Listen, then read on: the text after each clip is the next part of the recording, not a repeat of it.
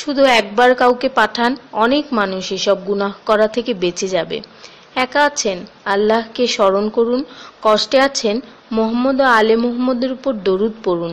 মন খারাপ থাকলে ইয়া হাইয়ু ইয়া কাইয়ুমও পড়ুন। টেনশনে থাকলে ইয়া রাহিমও পড়ুন।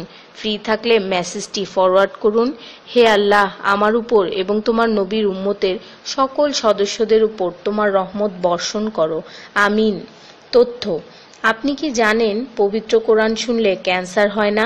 আর যদি ক্যান্সার সেল শরীরে থেকেও থাকে তাহলে তাও মারা যায়।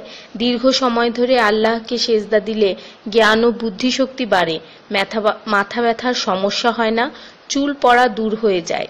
এই মেসেজটি ফরওয়ার্ড করতে শয়তান আপনাকে বাধা দিবে, কিন্তু আপনি এটা হতে দিবেন না। আর সব কন্ট্রাক্ট নাম্বারে সেন্ড করে দিন। কোরআন ও নবীর সুন্নত ও তার সম্মানিত সাহাবী এবং আহলে বাইতের অনুসরণ করুন। ক্যান্সার একটি ভয়ঙ্কর রোগ। অনেক মানুষ আছে যারা নিজেরাই এটাকে দাওয়াত দিয়ে নিয়ে আসে। ছোট অথচ সাধারণ কিছু পদক্ষেপ গ্রহণ করলেই এই রোগ থেকে বাঁচা যায়। বেশিরভাগ মানুষ খাবারের পরপরই পানি পান করে নেয়। খাবারের পর পানি পান করলে রক্তে বিদ্যমান ক্যান্সারের জীবাণু থেকে তৈরি হওয়া ক্যান্সার সেলগুলোকে অক্সিজেন সরবরাহ করে। নবী পাক সাল্লাল্লাহু বলেছেন, খাবারের আগে পানি পান করা শেফা। খাবারের পরপরই পানি পান করা কলেরা রোগের কারণ। তাই সর্বোত্তম হলো খাবার শেষ করার কিছুক্ষণ পর পানি পান করা। তিনি আরো বলেছেন, 1 চিমটি লবণ খেয়ে খাবার শুরু করো আর 1 চিমটি লবণ দিয়ে খাবার শেষ করো। এ কথাগুলো তাদেরকেও জানিয়ে দিন যারা আপনার কাছে জীবনের চেয়েও প্রিয়।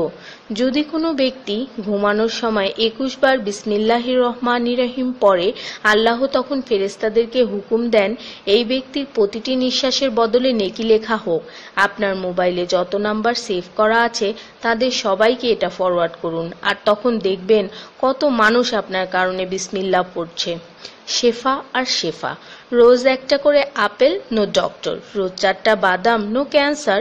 রোজ একটা লেবু, নো ফ্যাট। রোজ 1 glass milk, no bones problem.